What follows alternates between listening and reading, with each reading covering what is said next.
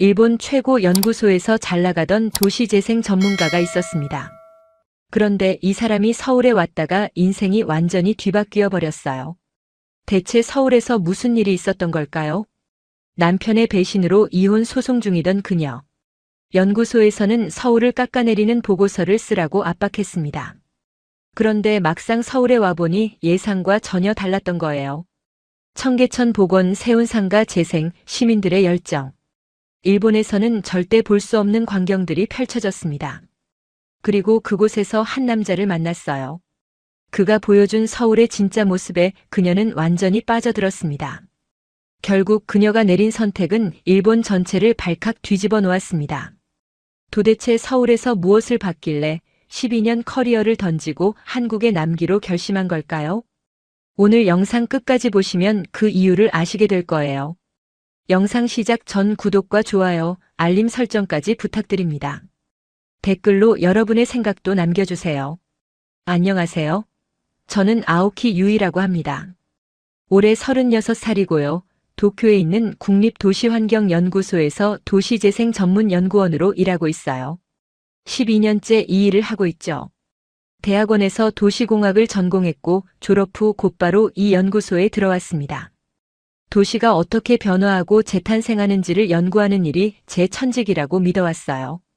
지금 제 앞에는 이혼 소송 서류가 산더미처럼 쌓여 있습니다. 8년을 함께한 남편 켄타로가 회사 후배와 바람을 피운 게 6개월 전이에요. 처음엔 믿지 않았죠. 아니, 믿고 싶지 않았던 거예요. 하지만 증거는 너무나 명확했고 저는 결국 이혼을 결심하게 됐습니다. 밤마다 혼자 울었어요. 왜 나였을까, 내가 뭘 잘못했을까 자책하면서요. 문제는 재산 분쟁이었어요. 켄타로는 제가 연구에만 몰두하느라 가정을 돌보지 않았다며 위자료를 줄 수 없다고 버티고 있습니다. 웃기지 않나요? 외도를 한 사람이 오히려 저를 탓하다니. 그의 변호사는 제가 주말에도 연구소에 나갔던 기록들을 증거로 제출했어요. 마치 제가 가정을 파탄낸 사람인 것처럼요. 변호사 비용만 벌써 300만 엔이 넘어가고 있었죠. 그런 와중에 연구소에서 긴급 회의가 소집됐습니다. 아시아 주요 도시의 재생 사례를 비교 분석하는 국제 프로젝트가 시작된다는 거예요. 3년짜리 대형 프로젝트라고 했습니다. 그런데 회의실 분위기가 심상치 않았어요. 동료들의 시선이 묘하게 저를 향하고 있었습니다. 타나카 부장이 저를 똑바로 쳐다보며 말했어요. 이번 프로젝트의 첫 출장지는 서울이고 아오키 연구원이 담당하게 될 거라고요. 순간 심장이 철렁 내려앉았습니다. 서울이라니. 하필이면 서울이라니요. 회의실이 갑자기 좁아지는 느낌이었어요. 7년 전 저는 신입 연구원 시절 서울에서 첫 해외 프로젝트를 맡았던 적이 있어요. 당시 한국어도 서툴고 현지 사정도 몰랐던 저는 완전히 실패했습니다. 데이터 수집도 엉망이었고 현지 협력기관과의 소통도 제대로 되지 않았죠. 통역을 잘못 이해해서 전혀 다른 지역을 조사하는 실수까지 저질렀어요. 결국 보고서는 상사에게 혹평을 받았고 저는 그 후로 국내 프로젝트만 고집하게 됐습니다. 서울은 제게 트라우마 그 자체였어요. 타나카 부장이 회의 후 저를 따로 불렀습니다. 그의 표정이 묘하게 불편해 보였어요. 회의실 문을 닫더니 목소리를 낮췄습니다. 그가 말했어요. 이번 보고서의 방향성은 이미 정해져 있다고요. 서울의 도시재생 사례가 과대평가되어 있다는 결론을 내려야 한다는 거였어요. 저는 귀를 의심했습니다. 연구란 객관적인 데이터를 바탕으로 결론을 도출하는 것인데 결론을 먼저 정해놓고 그에 맞는 자료를 수집하라니요. 부장님, 그건 연구가 아니라 조작이라고 반박했지만 그는 씁쓸하게 웃었어요. 세상 물정 모르는 소리 하지 말라는 표정이었습니다. 연구소 운영비의 상당 부분이 특정 재단에서 나오고 그 재단은 일본 도시계획의 우수성을 강조하는 결과물을 원한다고 했습니다. 정치적인 문제라는 거죠. 저는 말문이 막혔어요. 12년간 믿어온 연구의 순수성이 한순간에 무너지는 기분이었습니다. 제가 그동안 해온 일들도 혹시 이런 식으로 이용당한 건 아닐까 하는 의심이 밀려왔어요. 집으로 돌아오는 길 휴대폰이 울렸습니다. 변호사였어요. 켄타로 측에서 새로운 요구 조건을 내걸었다고 합니다. 제가 해외 출장을 가면 소송 일정이 지연될 수 있으니 출장을 취소하거나 합의금을 대폭 낮추라는 거였어요. 정말 치사한 수법이었죠.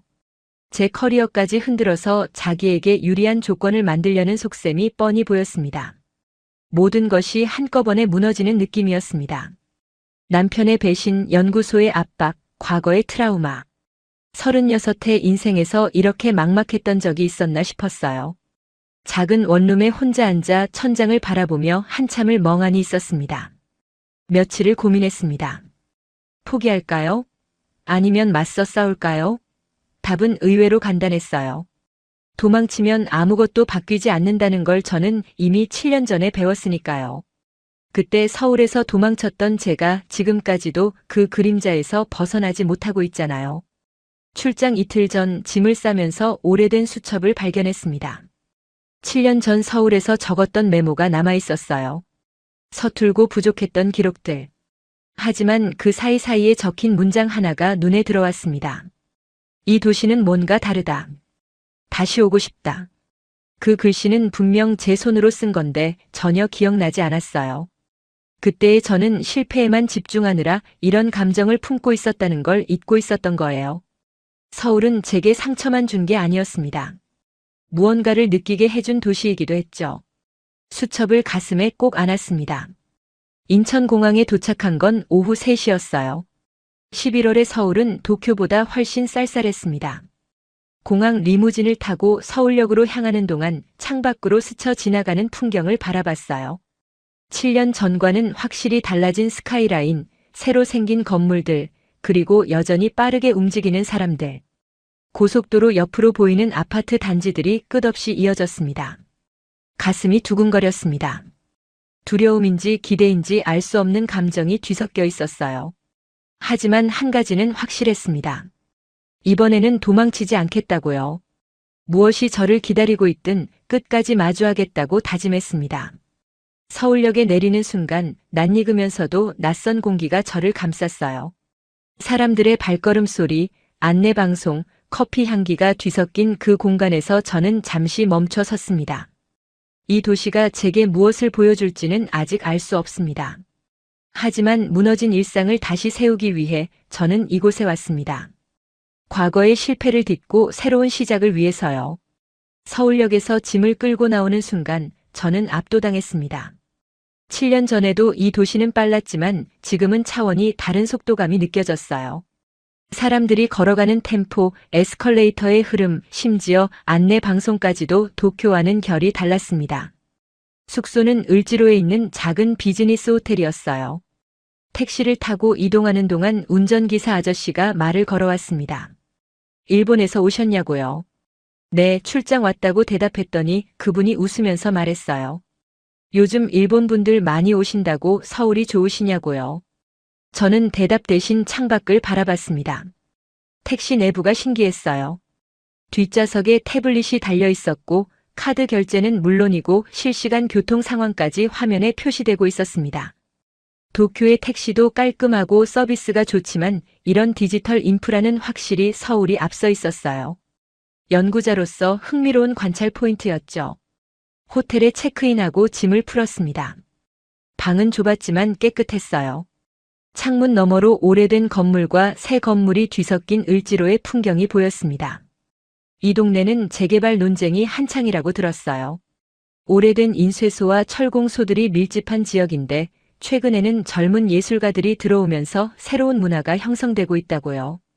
저녁을 먹으러 밖으로 나갔습니다.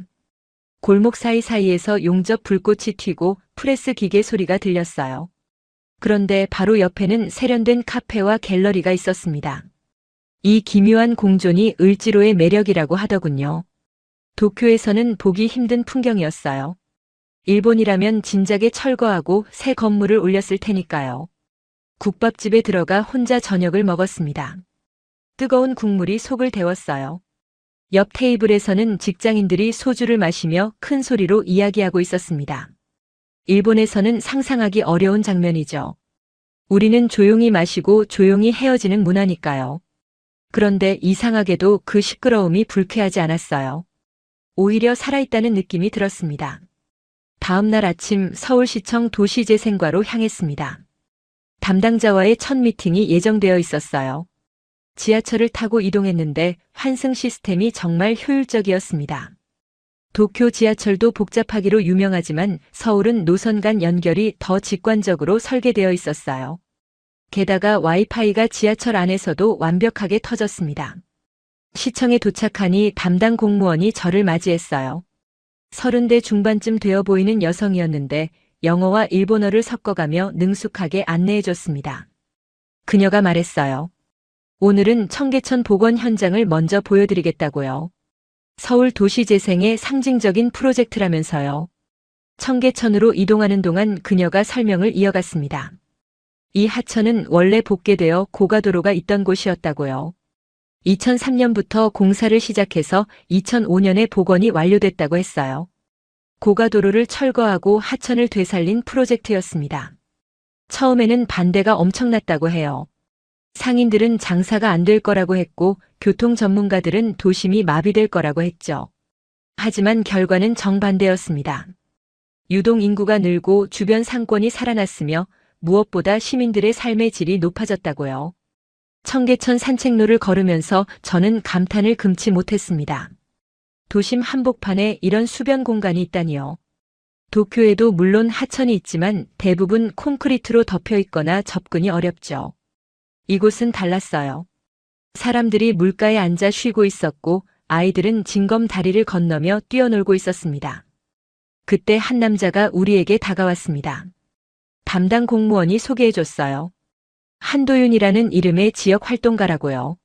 서울의 도시재생 현장을 기록하는 플랫폼을 운영하고 있다면서요. 33살이라고 했습니다. 저보다 3살 어렸어요. 그가 악수를 청하며 말했습니다. 일본에서 오신 연구원이시라고요? 청계천에 대해 더 자세히 알고 싶으시면 제가 안내해 드릴 수 있다고요. 그의 눈빛이 진지했어요. 형식적인 친절이 아니라 진심으로 자기 도시를 소개하고 싶어하는 사람의 눈이었습니다. 저는 잠시 망설였어요. 타나카 부장의 지시가 떠올랐거든요. 서울의 성과를 과소평가하는 보고서를 쓰라는 그 말이요. 하지만 눈앞에 펼쳐진 풍경은 그런 결론을 정당화할 수 없었습니다. 청계천은 분명히 성공한 프로젝트였어요. 도윤 씨와 연락처를 교환했습니다. 내일 시간이 되시면 다른 재생 현장도 안내해드리겠다고 그가 말했어요. 저는 고맙다고 대답하면서도 복잡한 감정을 숨길 수 없었습니다. 호텔로 돌아오는 길 저는 생각에 잠겼어요. 이 도시는 단순한 데이터 이상의 것을 품고 있었습니다. 숫자로는 설명할 수 없는 에너지, 사람들의 열정, 변화에 대한 의지. 도쿄가 정교하고 안정적인 도시라면 서울은 역동적이고 생동감 넘치는 도시였어요. 그날 밤 변호사에게서 연락이 왔습니다. 켄타로가 합의를 거부했다고요. 재판으로 가게 될 것 같다고 했어요. 한숨이 나왔지만 이상하게도 예전만큼 무너지지는 않았습니다. 서울의 어떤 에너지가 저를 버티게 해주는 것 같았어요. 창밖으로 을지로의 야경이 보였습니다. 오래된 간판들 사이로 새로운 불빛들이 반짝이고 있었어요. 이 도시는 과거와 현재가 충돌하면서도 공존하는 곳이었습니다. 어쩌면 저도 그렇게 될 수 있을까요? 무너진 과거를 안고도 새로운 시작을 할 수 있을까요? 내일 도윤 씨를 다시 만나기로 했습니다. 그가 보여줄 서울의 또 다른 모습이 궁금했어요. 그리고 솔직히 이 도시에 대해 더 알고 싶었습니다. 연구를 위해서만이 아니라 제 자신을 위해서도요. 다음 날 아침 9시 청계천 광장에서 도윤 씨를 만났습니다. 그는 어제와 달리 편한 차림이었어요. 청바지에 후드티 그리고 어깨에는 카메라 가방을 메고 있었습니다. 오늘은 제대로 보여드리겠다며 웃었어요. 우리는 청계천을 따라 천천히 걸었습니다. 도윤 씨가 설명을 이어갔어요. 이 복원 프로젝트가 단순히 하천을 되살린 것만이 아니라고요. 주변 지역 전체의 삶을 바꿔놓았다고 했습니다. 세운상가, 을지로, 종로까지 연결된 도심 재생의 시작점이었다는 거예요. 그가 말했습니다. 저희 부모님 세대는 이 하천이 복개되기 전을 기억해요. 빨래도 하고 아이들이 물놀이도 하던 곳이었다고요. 그런데 경제 개발 시기에 고가도로가 들어서면서 하천은 사라졌죠. 사람들은 그게 발전이라고 믿었어요. 저는 고개를 끄덕였습니다. 일본도 마찬가지였거든요. 고도 성장기에 수많은 하천이 복개되고 도로로 변했어요. 효율과 속도가 최우선이었던 시대니까요. 하지만 서울은 그걸 되돌렸습니다. 도쿄는 아직 그러지 못했어요. 도윤 씨가 카메라를 꺼내더니 주변을 촬영하기 시작했습니다. 그가 하는 일이 궁금해서 물어봤어요. 그는 지역 기록 플랫폼을 운영한다고 했습니다. 재개발로 사라지는 동네들, 그곳에 살던 사람들의 이야기를 영상과 글로 남기는 일이라고요. 왜 그런 일을 시작하게 됐냐고 물었습니다. 그가 잠시 멈춰 서더니 대답했어요. 어릴 때 살던 동네가 재개발로 사라졌다고요. 하루아침에요. 건물만 사라진 게 아니라 그곳에서의 기억, 이웃들, 골목의 냄새까지 전부 없어졌다고 했어요. 그때 깨달았대요. 누군가는 이걸 기록해야 한다고요. 그의 이야기가 가슴에 닿았습니다. 저도 비슷한 경험이 있었거든요. 어릴 적 뛰어놀던 도쿄 외곽의 작은 마을이 지금은 대형 쇼핑몰로 바뀌었어요. 그때의 기억은 제 머릿속에만 남아있죠. 사진 한 장 제대로 없어요. 우리는 세운상가 쪽으로 이동했습니다. 이 건물은 1966년에 지어진 한국 최초의 주상복합 건물이라고 해요. 한때는 전자제품의 메카였지만 지금은 낡고 쇠락한 상태였습니다. 하지만 최근 들어 젊은 창작자들이 하나둘 입주하면서 새로운 생태계가 만들어지고 있다고요. 도윤 씨가 아는 작업실이 있다며 저를 데리고 올라갔습니다. 좁은 복도를 지나 문을 열자 작은 공간에서 3명의 젊은이가 뭔가를 만들고 있었어요. 3D 프린터와 레이저 커터가 돌아가고 있었습니다. 그들은 세운상가의 오래된 기술자들과 협업해서 새로운 제품을 만들고 있다고 했어요. 놀라웠습니다. 오래된 것과 새로운 것이 이렇게 자연스럽게 만나다니요.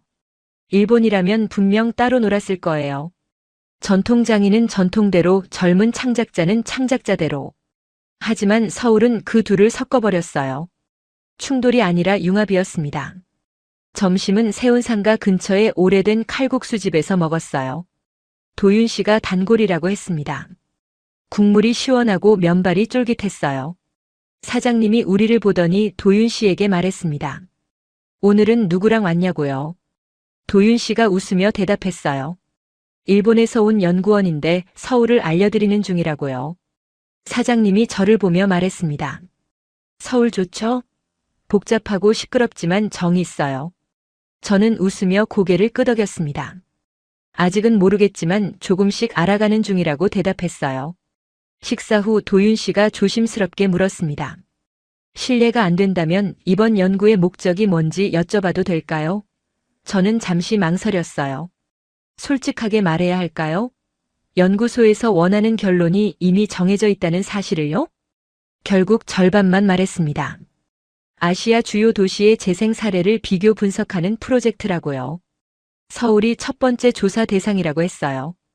도윤 씨는 고개를 끄덕이더니 말했습니다. 그렇다면 제대로 보여드려야겠네요. 포장된 모습이 아니라 진짜 서울을요. 오후에는 익선동으로 이동했습니다. 한옥들이 밀집한 작은 골목이었어요. 원래는 철거 예정이었는데 주민들과 활동가들이 힘을 합쳐 보존시킨 곳이라고 했습니다. 지금은 카페와 작은 상점들이 들어서 관광 명소가 됐어요. 도윤 씨가 말했습니다. 이곳이 완벽한 건 아니에요. 젠트리피케이션 문제도 있고 원주민들이 밀려나는 현상도 있죠. 하지만 적어도 건물은 살렸어요. 기억은 남았고요. 그게 전부 사라지는 것보다는 낫다고 생각해요. 그의 시각이 균형 잡혀 있었습니다. 맹목적인 찬양도 무조건적인 비판도 아니었어요. 현실을 직시하면서도 희망을 놓지 않는 태도. 저는 그런 사람을 오랫동안 만나지 못했어요. 연구소에서는 모두가 정해진 결론을 향해 달려갈 뿐이었으니까요. 해가 질 무렵 우리는 북촌 한옥마을 근처에서 헤어졌습니다. 도윤 씨가 말했어요. 내일은 시간이 어떠세요? 아직 보여드릴 곳이 많은데요. 저는 기꺼이 그러겠다고 대답했습니다. 호텔로 돌아가는 길 저는 생각에 잠겼어요. 도윤 씨와 함께한 하루가 제게 많은 것을 알려줬습니다. 도시는 결국 사람으로 완성된다는 단순한 진리를요. 저는 원래 구조물과 수치 중심으로 도시를 보는 사람이었어요. 하지만 그의 이야기는 그런 시각을 흔들어 놓았습니다. 밤에 연구소에서 메일이 왔습니다. 타나카 부장이었어요. 일주일 후까지 중간 보고서를 제출하라는 내용이었습니다. 그리고 마지막에 한 줄이 덧붙여 있었어요. 방향성을 잊지 말라고요. 저는 노트북 화면을 한참 바라봤습니다. 오늘 본 것들을 어떻게 보고서에 담아야 할까요? 진실을 쓸까요? 아니면 원하는 대로 쓸까요? 답은 아직 내리지 못했습니다. 하지만 한 가지는 분명했어요. 서울은 제 예상을 완전히 벗어나고 있었습니다. 도윤 씨와 함께하는 날들이 이어졌습니다. 사흘째 되는 날 우리는 성수동을 찾았어요. 한때 공장지대였던 이곳이 지금은 서울에서 가장 힙한 동네로 변했다고 했습니다. 낡은 공장 건물들이 카페와 갤러리, 편집숍으로 탈바꿈해 있었어요. 도윤 씨가 카메라를 들고 골목을 누볐습니다.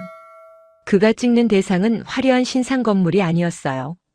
오히려 아직 재개발되지 않은 구석, 오래된 간판, 세월의 흔적이 묻은 벽돌들이었습니다. 왜 저런 걸 찍느냐고 물었더니 그가 대답했어요. 이런 것들이 먼저 사라지거든요. 새 건물은 앞으로도 계속 생기지만 이 흔적들은 한번 없어지면 영영 돌아오지 않아요. 그래서 지금 남겨야 해요. 그의 말에 저는 할 말을 잃었습니다. 연구자로서 저는 늘 결과물에만 집중했어요. 재생된 도시의 최종 모습, 통계 수치, 경제적 효과. 하지만 도윤 씨는 과정을 기록하고 있었습니다. 사라지는 것들의 마지막 순간을요. 점심때 근처 수제버거 가게에 들어갔어요. 원래 자동차 정비소였던 건물을 개조한 곳이었습니다. 천장에는 아직도 체인 도르래가 남아 있었고 바닥에는 오일 자국이 희미하게 보였어요. 사장님이 일부러 보존한 거라고 했습니다. 도윤 씨가 사장님과 아는 사이인 것 같았어요. 인사를 나누더니 저를 소개해줬습니다. 일본에서 온 도시 연구원이라고요. 사장님이 흥미롭다는 듯 저를 바라봤어요. 서울이 어떻게 보이냐고 물었습니다. 솔직하게 대답했어요. 예상과 전혀 다르다고요. 오래된 것과 새로운 것이 이렇게 공존하는 도시는 처음 본다고 했습니다. 사장님이 웃었어요. 서울이 원래 그래요. 뭐든 빨리 부수고 빨리 짓는데 요즘은 남기는 법도 배우고 있어요. 오후에는 도윤 씨의 작업실을 방문했습니다. 을지로 골목 안쪽에 있는 작은 공간이었어요. 책상 위에는 카메라 장비들이 쌓여 있었고 벽에는 서울 곳곳에서 찍은 사진들이 붙어 있었습니다. 재개발 예정 지역의 풍경, 이주민들의 초상화, 사라진 건물들의 마지막 모습. 그가 노트북을 열어 자신이 운영하는 플랫폼을 보여줬습니다. 동네 아카이브라는 이름이었어요. 사라지는 동네들의 기록을 모아놓은 웹사이트였습니다. 주민 인터뷰 영상, 골목 지도, 옛날 사진 대조, 심지어 그 동네만의 소리까지 녹음해서 올려놨더라고요. 왜 이렇게까지 하느냐고 물었습니다. 도윤 씨가 잠시 생각하더니 대답했어요. 건물은 사라져도 기억은 남잖아요. 근데 그 기억도 사람이 죽으면 같이 사라져요. 저는 그걸 막고 싶어요. 적어도 누군가가 검색하면 찾아볼 수 있게요. 저는 그의 얼굴을 바라봤습니다. 진심이었어요. 돈이 되는 일도 아니고 유명해지는 일도 아닌데 이렇게 열정을 쏟는 사람. 도쿄에서는 만나기 어려운 타입이었습니다. 우리는 모두 효율과 성과에 쫓기느라 이런 가치를 잊고 살았으니까요. 그날 저녁 도윤 씨가 주민 인터뷰 촬영에 동행해도 되겠냐고 물었습니다. 물론이라고 대답했어요. 연구에도 도움이 될 것 같았고 솔직히 그의 일하는 방식이 궁금하기도 했습니다. 인터뷰 대상은 을지로에서 40년 넘게 인쇄소를 운영한 할아버지였어요. 작은 가게 안에 오래된 인쇄기들이 빼곡히 들어차 있었습니다. 도윤 씨가 카메라를 설치하고 조심스럽게 질문을 시작했어요. 할아버지는 처음에 쑥스러워하셨지만 이야기가 시작되자 물 흐르듯 말씀을 이어가셨습니다. 을지로가 어떻게 변해왔는지, 젊은 시절 이곳에서 밤새 일했던 추억, 동료들과 새벽에 술 마시던 기억. 가끔 눈시울을 붉히시기도 했어요. 저는 한쪽에서 조용히 그 광경을 지켜봤습니다. 도윤 씨는 말을 끊지 않았어요. 그저 듣고 고개를 끄덕이고 가끔 짧은 질문을 던질 뿐이었죠. 인터뷰라기보다는 대화에 가까웠습니다. 상대방을 존중하는 태도가 느껴졌어요. 인터뷰가 끝나고 밖으로 나왔을 때 저는 도윤 씨에게 말했습니다. 대단하다고요. 이런 일을 혼자 하고 계시다니요. 그가 고개를 저었어요. 혼자가 아니에요. 도와주는 분들이 계세요. 그리고 무엇보다 기억을 나눠주시는 분들이 계시잖아요. 그날 밤 호텔로 돌아오는 길 저는 스스로에게 물었습니다. 나는 무엇을 기록하고 있는가? 12년간 도시를 연구했지만 정작 사람들의 이야기는 얼마나 담았던가? 보고서는 숫자로 가득 차 있었지만 그 숫자 뒤에 있는 삶은 보이지 않았어요. 도윤 씨는 저와 전혀 다른 방식으로 도시를 봤습니다. 저는 위에서 내려다봤고 그는 안에서 함께 걸었어요. 저는 분석했고 그는 공감했습니다. 어느 쪽이 더 진실에 가까울까요? 연구자로서의 거리두기가 흔들리고 있었습니다. 어느 순간부터 저는 조사자가 아니라 동행자에 가까운 위치에 서 있었어요. 그게 위험한 건지 아닌지는 아직 모르겠습니다. 하지만 확실한 건 서울이 저를 변화시키고 있다는 거예요. 변호사에게서 다시 연락이 왔습니다. 켄타로가 새로운 조건을 제시했다고요. 이번에는 제가 서울에서 연구를 계속하면 소송에서 불리해질 수 있다는 협박성 발언까지 했다고 합니다. 저는 전화를 끊고 창밖을 바라봤어요. 도쿄에서는 모든 것이 저를 옥죄고 있었습니다. 하지만 서울에서는 조금씩 숨통이 트이는 느낌이었어요. 이 도시가 아니 어쩌면 이 도시에서 만난 사람이 저를 버티게 해주고 있는 건지도 몰랐습니다. 서울에서의 열흘째 밤이었습니다. 프로젝트 중반이 되면서 저와 도윤 씨는 거의 매일 함께 현장을 돌았어요. 서울의 야시장, 재개발 예정구역, 새로 조성된 공공공간까지. 그가 기록하고 저는 관찰했습니다. 어느새 우리는 꽤 좋은 팀이 되어 있었어요. 그날은 망원동 야시장을 찾았습니다.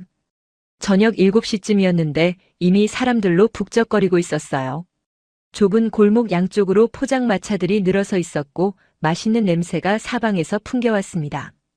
도쿄에도 야시장이 있지만 이렇게 생동감 넘치지는 않았어요. 도윤 씨가 떡볶이를 사왔습니다.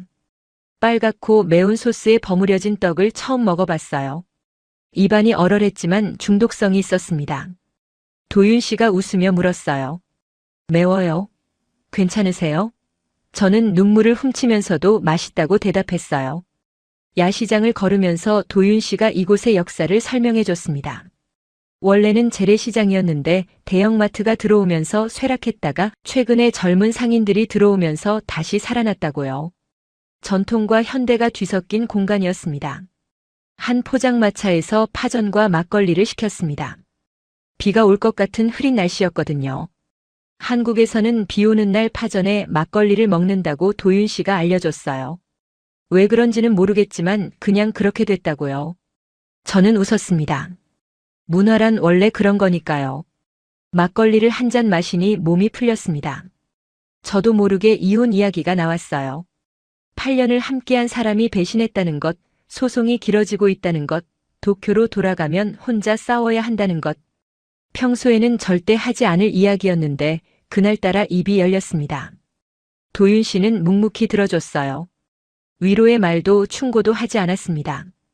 그저 가끔 고개를 끄덕이고 제 잔에 막걸리를 채워줄 뿐이었죠. 그 침묵이 오히려 편안했습니다. 일본에서는 누구에게도 이런 이야기를 하지 못했거든요. 한참을 이야기한 후 도윤 씨가 조심스럽게 말을 꺼냈습니다. 유희 씨, 저도 비슷한 경험이 있어요. 3년 전에 오래 사귄 사람과 헤어졌거든요. 저도 일만 하느라 관계를 소홀히 했어요. 그때 정말 힘들었습니다. 저는 그의 얼굴을 바라봤어요. 늘 밝고 에너지 넘쳐 보이던 그에게도 그런 시간이 있었구나 싶었습니다. 우리는 모두 상처를 안고 살아가는 거였어요. 겉으로는 멀쩡해 보여도요. 야시장을 나와 한강으로 향했습니다. 밤 10시가 넘었지만 한강공원에는 사람들이 많았어요. 자전거를 타는 사람, 조깅하는 사람, 돗자리를 펴고 치맥을 즐기는 그룹들. 도쿄의 스미다강과는 완전히 다른 분위기였습니다. 강변 벤치에 앉아 자료를 정리하고 있었어요. 도윤 씨가 옆에서 카메라에 담긴 사진들을 확인하고 있었습니다. 바람이 차가웠지만 이상하게 돌아가고 싶지 않았어요. 그때 도윤 씨가 조심스럽게 말을 꺼냈습니다. 유희 씨, 제가 이런 말 해도 될지 모르겠는데요. 저는 고개를 돌려 그를 바라봤어요. 그의 표정이 진지했습니다. 도시를 연구한다면서 정작 자기 삶은 방치하고 있는 사람을 많이 봐요. 다른 사람의 공간은 분석하면서 자기 내면은 들여다보지 않는 사람들이요. 그런데 유희 씨는 좀 달라 보여요. 무너진 부분을 다시 세울 수 있을 것 같아요. 예상치 못한 말에 저는 답하지 못했습니다. 심장이 빠르게 뛰었어요. 누군가에게 이런 말을 들은 게 얼마 만인지 모르겠습니다. 켄타로는 제가 무너지든 말든 관심이 없었거든요. 아니, 어쩌면 제가 무너지기를 바랐는지도 몰라요. 한참 동안 침묵이 흘렀습니다. 강물이 반짝거리고 멀리서 음악 소리가 들려왔어요. 저는 하늘을 올려다봤습니다. 서울의 밤하늘은 도쿄보다 더 많은 별이 보였어요. 아마 착각이겠지만요. 고맙습니다. 겨우 그 말만 했어요. 도윤 씨가 웃으며 대답했습니다. 별 말씀을요. 그냥 제가 느낀 걸 말씀드린 거예요. 호텔로 돌아오는 지하철 안에서 저는 생각에 잠겼습니다. 오래된 다리에 금이 가듯 마음 한쪽이 천천히 흔들리고 있었어요. 도윤 씨에 대한 감정이 단순한 동료의식을 넘어서고 있다는 걸 부정할 수 없었습니다. 하지만 두려웠어요. 또 상처받을까 봐요. 켄타로에게 배신당한 기억이 아직도 생생했거든요. 그리고 저는 곧 도쿄로 돌아가야 했습니다. 이 감정이 무엇이든 미래가 없는 거였어요. 방에 들어와 침대에 누웠습니다. 천장을 바라보며 스스로에게 물었어요. 나는 지금 무엇을 원하는 걸까? 연구의 성공? 이혼 소송의 승리? 아니면 전혀 다른 무언가? 답을 내리지 못한 채 잠이 들었습니다. 꿈에서 청계천을 걷고 있었어요. 옆에는 도윤 씨가 있었습니다. 우리는 아무 말 없이 나란히 걸었어요. 그게 이상하게 평화로웠습니다. 다음 날 아침 연구소에서 급한 메일이 와 있었어요. 타나카 부장이었습니다. 중간 보고서 마감이 이틀 앞으로 다가왔는데 아직 제출 자료가 없다는 내용이었어요. 방향성에 맞는 데이터를 빨리 정리하라는 압박이 담겨 있었습니다. 저는 노트북 화면을 한참 바라봤습니다. 이제 선택의 시간이 다가오고 있었어요. 진실을 쓸 것인가, 거짓을 쓸 것인가. 그리고 이 감정을 인정할 것인가, 외면할 것인가. 모든 것이 동시에 밀려오고 있었습니다. 중간 보고서 마감까지 이틀이 남았습니다. 저는 호텔 방에 틀어박혀 그동안 모은 자료들을 정리하고 있었어요. 청계천 복원 프로젝트의 경제적 효과, 세운상가 재생의 사회적 영향, 익선동 한옥마을 보존의 문화적 가치. 어느 것 하나 실패라고 부를 수 없었습니다. 하지만 타나카 부장이 원하는 건 달랐어요. 서울의 도시재생이 과대평가되었다는 결론. 일본의 사례가 더 우수하다는 방향. 제가 직접 본 현실과 정반대였죠. 오후에 연구소와 화상회의가 잡혀 있었습니다. 타나카 부장과 프로젝트 팀원 3명이 화면에 나타났어요. 부장이 먼저 말을 꺼냈습니다. 아오키 연구원, 중간 자료는 어떻게 되어가고 있나요? 저는 화면을 바라보며 대답했습니다. 현장 조사는 순조롭게 진행되고 있어요. 청계천, 세운상가, 성수동 등 주요 재생 지역을 방문했고 담당자 인터뷰도 여러 건 확보했습니다. 부장이 고개를 끄덕이더니 물었어요. 결론은요? 우리가 원하는 방향으로 데이터가 나오고 있습니까? 저는 잠시 망설였습니다. 솔직하게 말해야 할까요? 아니면 일단 모호하게 넘어가야 할까요? 결국 회피를 선택했어요. 아직 분석 중입니다. 좀 더 시간이 필요해요. 부장의 표정이 굳었습니다. 시간이 없어요. 이틀 후면 중간 보고서를 제출해야 합니다. 재단 측에서 진행 상황을 보고 싶어 해요. 긍정적인 내용이 필요합니다. 물론 우리 입장에서 긍정적인 내용이요. 화상회의가 끝난 후 저는 한참을 멍하니 앉아 있었습니다. 이게 내가 12년간 해온 일인가요? 누군가의 입맛에 맞는 결론을 위해 데이터를 조작하는 건? 연구라는 이름으로 거짓을 포장하는 건? 저녁에 도윤 씨에게 연락이 왔습니다. 내일 마포구 쪽에 새로 조성된 공원이 있는데 같이 가보시겠냐고요. 저는 고민 끝에 그러겠다고 대답했어요. 어차피 호텔에 있어도 보고서를 쓸 마음이 생기지 않았으니까요.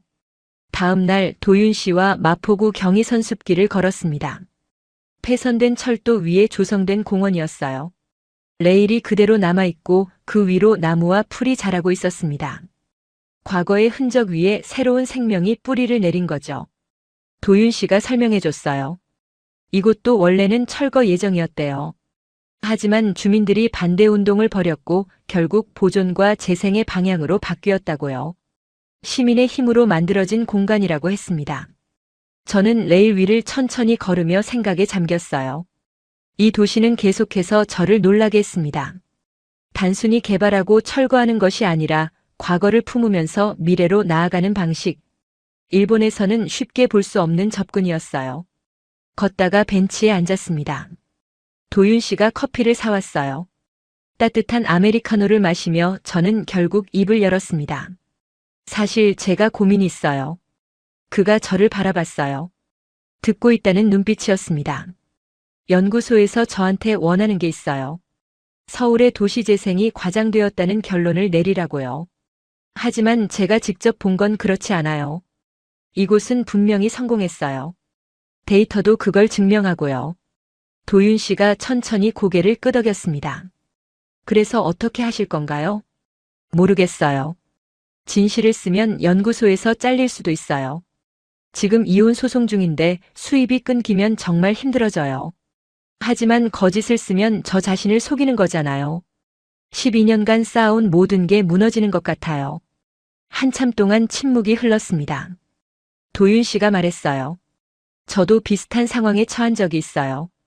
동네 아카이브를 시작할 때 한 부동산 회사에서 연락이 왔어요. 재개발 지역을 좋게 포장해주면 후원을 해주겠다고요. 돈이 정말 필요한 시기였어요. 그래서요? 제가 물었습니다. 거절했어요. 그리고 정말 힘들었어요.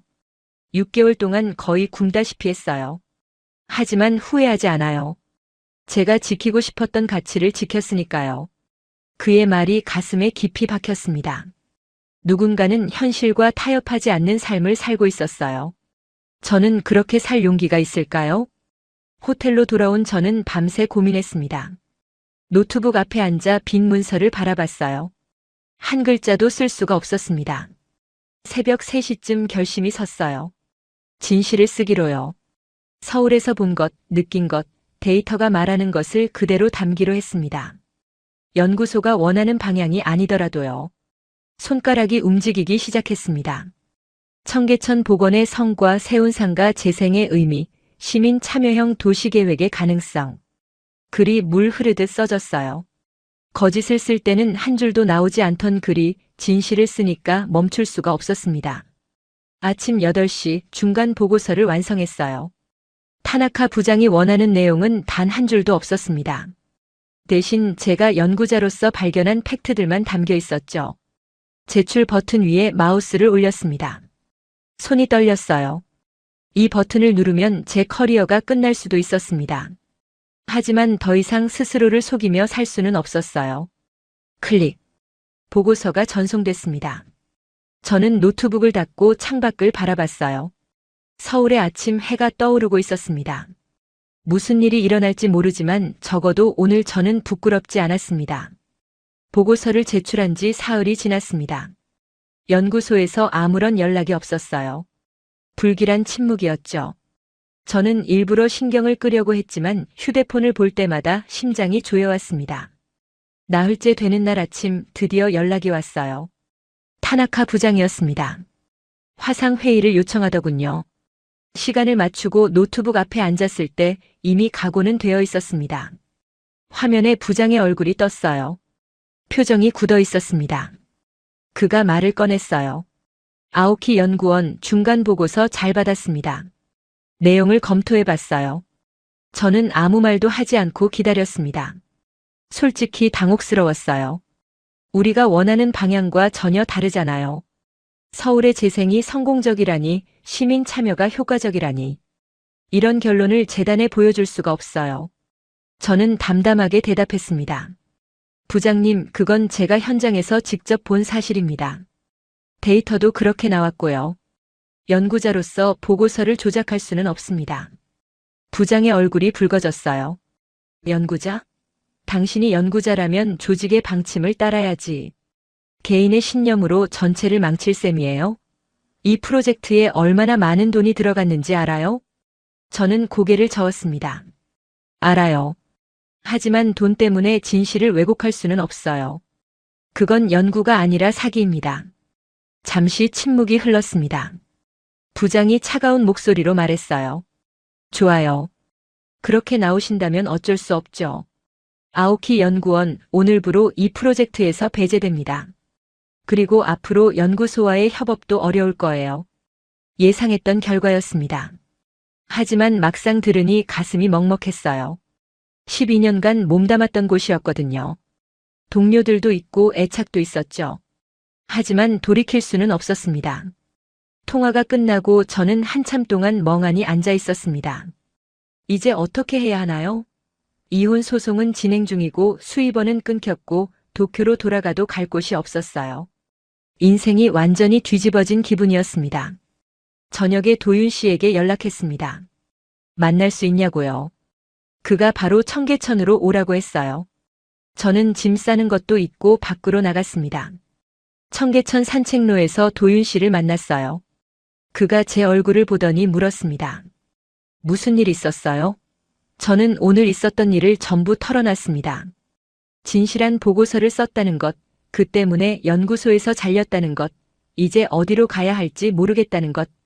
도윤 씨는 묵묵히 들어줬어요. 그리고 말했습니다. 유희 씨, 저는 당신이 옳은 선택을 했다고 생각해요. 쉬운 길을 버리고 어려운 길을 선택한 거잖아요. 그건 누구나 할 수 있는 일이 아니에요. 고맙다고 대답했지만 마음은 여전히 무거웠습니다.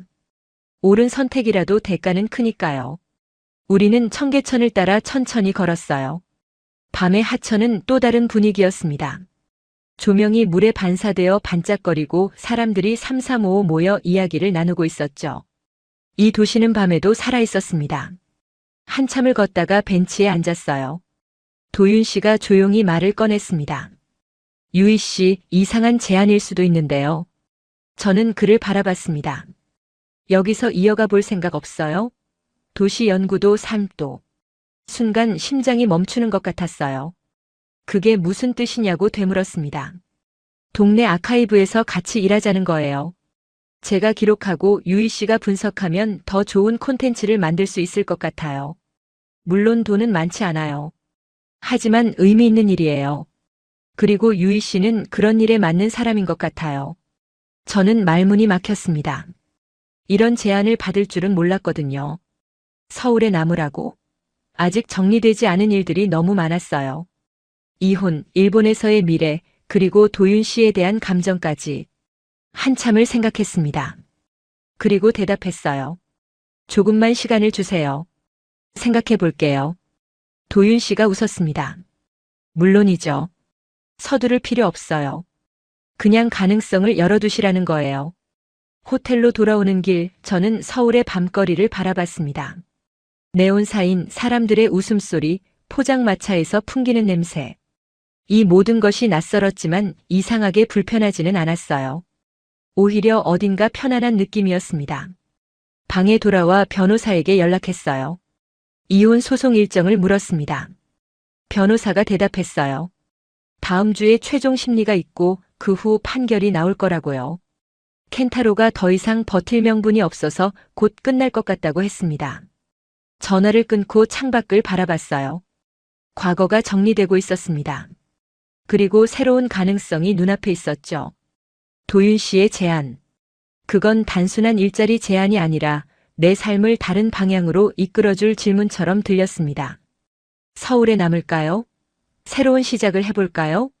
답은 아직 내리지 못했지만 이상하게도 마음은 평온했어요.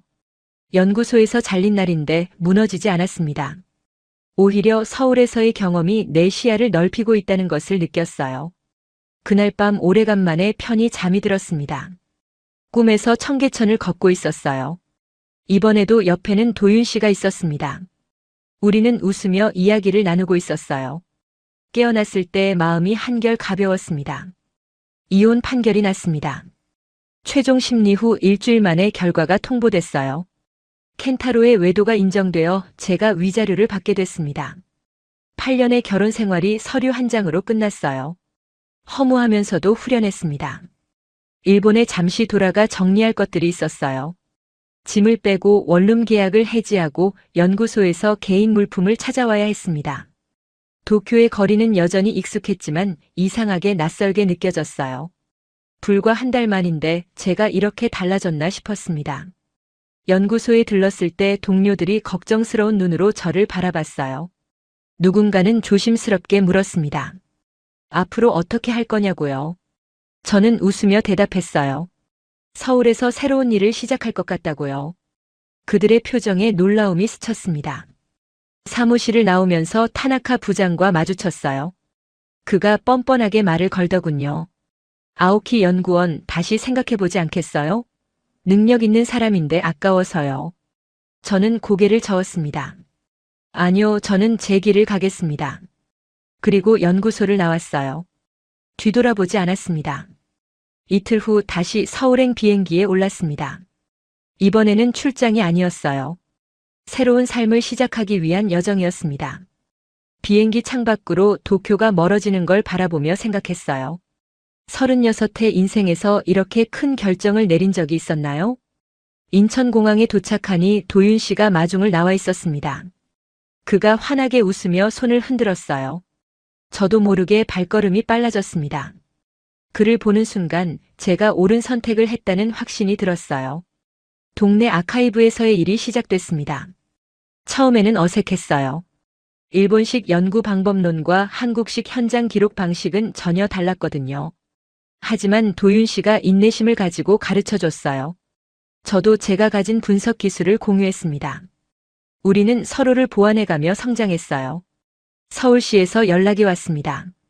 제가 쓴 중간 보고서가 누군가를 통해 전달된 모양이에요. 도시재생과 담당자가 만나자고 했습니다. 처음에는 긴장했지만 결과는 뜻밖이었어요. 그들이 제게 계약직 연구원 자리를 제안한 거예요. 외국인 시각에서 서울의 재생 사례를 분석하고 정책 제언을 해달라는 내용이었습니다. 믿기지 않았습니다. 연구소에서 잘렸는데 더 좋은 기회가 찾아오다니요. 도윤 씨가 말했어요. 유희 씨가 진실을 선택했기 때문이에요. 진심은 통하게 되어 있어요. 그의 말이 맞았습니다.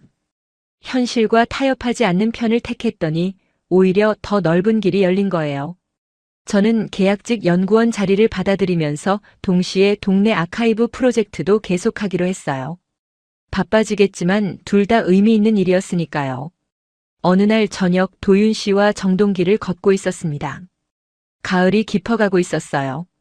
낙엽이 바람에 흩날리고 오래된 건물들 사이로 노을빛이 스며들었습니다. 정동은 서울에서 가장 아름다운 거리 중 하나라고 그가 말해줬어요. 천천히 걸으며 이런저런 이야기를 나눴습니다. 앞으로의 계획, 하고 싶은 프로젝트들, 그리고 서로에 대한 이야기. 어느새 우리는 일 이야기보다 개인적인 이야기를 더 많이 나누고 있었어요. 덕수궁 돌담길 앞에서 멈췄습니다. 도윤 씨가 조심스럽게 말을 꺼냈어요. 유희 씨, 제가 사실 고백할 게 있어요. 저는 심장이 두근거리며 그를 바라봤습니다. 처음 청계천에서 만났을 때부터 유희 씨한테 끌렸어요. 단순히 연구자라서가 아니라 도시를 바라보는 눈빛이 진지해서요. 무너진 것들 앞에서도 희망을 찾으려는 사람 같았어요. 저도 그런 사람이 되고 싶었거든요. 저는 아무 말도 하지 못했습니다. 그가 이어서 말했어요. 당신이 이 도시에 남아준 게 정말 고마워요. 그리고 솔직히 말할게요. 저는 유희 씨를 좋아해요. 동료로서가 아니라 한 사람으로서요.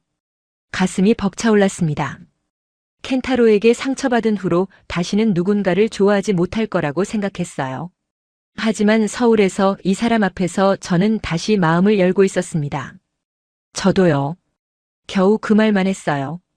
저도 도윤 씨를 좋아해요. 그가 제 손을 잡았습니다. 따뜻했어요. 우리는 아무 말 없이 돌담길을 나란히 걸었습니다. 낙엽이 발밑에서 바스락거렸고 저 멀리서 교회 종소리가 들려왔어요. 그 순간 저는 깨달았습니다. 연구하러 왔던 도시가 어느새 저의 선택이 된 것이므려. 그리고 그 선택 안에는 도시뿐 아니라 한 사람도 포함되어 있다는 것을요. 서울은 저를 무너뜨리지 않았습니다. 오히려 다시 세워줬어요. 7년 전의 트라우마, 이혼의 상처, 커리어의 좌절. 이 모든 것을 딛고 저는 새로운 시작 앞에 서 있었습니다. 그리고 옆에는 함께 걸어갈 사람이 있었어요. 도쿄에서는 상상도 못했던 미래입니다. 하지만 이게 제가 선택한 삶이에요. 도시를 기록하고 사람들의 이야기를 담고 사랑하는 사람과 함께 걸어가는 삶. 어쩌면 이게 진짜 도시 재생인지도 모르겠어요. 도시만 다시 태어나는 게 아니라 그 안에서 살아가는 사람도 함께 새로워지는 거요. 정동길 끝에서 도윤 씨가 말했어요. 유희 씨, 앞으로도 같이 걸어요. 이 도시를 그리고 우리의 삶을. 저는 고개를 끄덕이며 대답했습니다. 그래요. 같이 걸어요. 끝까지요. 일본 연구소는 서울을 깎아내리는 보고서를 원했습니다. 하지만 유희 씨는 거부했어요. 눈으로 직접 본 진실을 거짓으로 바꿀 수 없었으니까요. 그 대가로 12년 커리어가 한순간에 무너졌습니다. 그런데 놀라운 일이 벌어졌어요. 서울시에서 먼저 연락이 온 거예요. 진실한 보고서가 감동을 준 거죠. 결국 유희 씨는 서울에서 새로운 일자리를 얻었고 사랑까지 찾았습니다. 일본에서 도망치듯 떠나온 서울. 그곳에서 그녀는 완전히 새로운 사람으로 다시 태어났어요. 무너진 결혼, 배신한 남편, 부패한 연구소. 이 모든 상처를 서울이 치유해 준 겁니다. 한국의 도시재생 기술과 시민의식이 일본 전문가의 인생까지 바꿔놓은 거예요. 역시 대한민국입니다.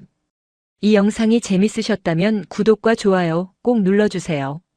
알림 설정하시면 새로운 감동 사연을 바로 받아보실 수 있어요. 댓글로 여러분의 이야기도 들려주세요. 다음 영상에서 또 만나요.